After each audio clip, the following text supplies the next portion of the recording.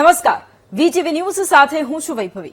સમાચારની શરૂઆત મહત્વપૂર્ણ સમાચારથી કરીએ તો આરોગ્ય વિભાગની માત્ર નામની કાર્યવાહીની પોલ ખુલતા જ પૂર્વ આરોગ્ય મંત્રી ધારાસભ્ય કુમાર કાનાણીએ આરોગ્ય વિભાગની કાર્યવાહી સામે સવાલો ઉઠાવ્યા છે।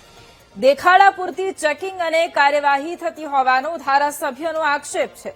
સુરતમાં શીતલ રેસ્ટોરન્ટ સામે માત્ર દેખાડા પૂરતી કાર્યવાહી કરી હોવાનો કુમાર કાનાણીનો આરોપ છે। ઉપરથી પ્રેશર હોવાનું કહીને એક દિવસ માટે હોટેલ બંધ કરાવે છે। સીલ કરાયેલી હોટેલ બીજા દિવસે ફરી શરૂ થઈ જાય તો કાર્યવાહી કેવી? કડક કાર્યવાહીના નામે માત્ર નોટિસ અને સીલ કરવાની કામગીરી કરી અને સંતોષ કેમ? ભેળસેળિયા તત્વો સામે દાખલારૂપ કાર્યવાહી કરાય તેવી ધારાસભ્યએ માંગ કરી છે। શીતલ રેસ્ટોરન્ટમાંથી ફૂડ ખાધા પછી પરિવારને ફૂડ પોઈઝનિંગ થયું હતું। ફૂડ પોઈઝનિંગના કારણે 5 વર્ષની બાળકીનું મોત થયું હતું।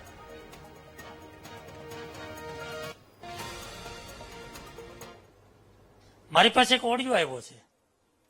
રેસ્ટોરન્ટનો માલિક એમ કહે છે કે અધિકારી અમને એવું કીધું છે કે આજનો દિવસ બંધ રાખો, આવતીકાલે બંધ રેસ્ટોરન્ટનો ફોટો પાડીને અમને મોકલી આપો। ઉપરથી પ્રેશર છે, દબાણ છે, એટલે અમારે બતાવવું પડે। આ બતાવવા પૂરતી કાર્યવાહી છે, મારું કહેવાનો મતલબ એ છે। આ બતાવવાની કાર્યવાહી છે, કોઈ કડક કાર્યવાહી નથી।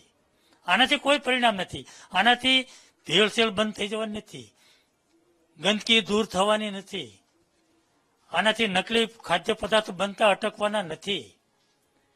મારો મૂળ પ્રશ્ન એ છે કે દેખાડા પૂરતી કામગીરી કરવી હોય, આપણી પાસે કોઈ કાયદો જ નથી કે જેની સામે આપણે કડક કાર્યવાહી કરવી પડે। આ વાત મેં અસંખ્ય વાર મારા વિધાનસભાની અંદર પણ મેં વાત કરી છે। મેં પ્રશ્ન પૂછ્યો છે કે બેફામ ખાદ્ય પદાર્થમાં ભેળસેળ નકલી ખાદ્ય પદાર્થ બનાવનારા માફિયાઓ સામે કોઈ કડક કાયદો બનાવવા માંગીએ છીએ કે કેમ?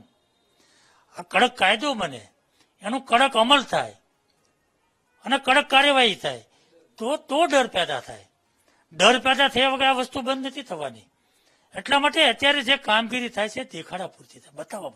હું નહીં, અધિકારી કહે છે બતાવવું પડે।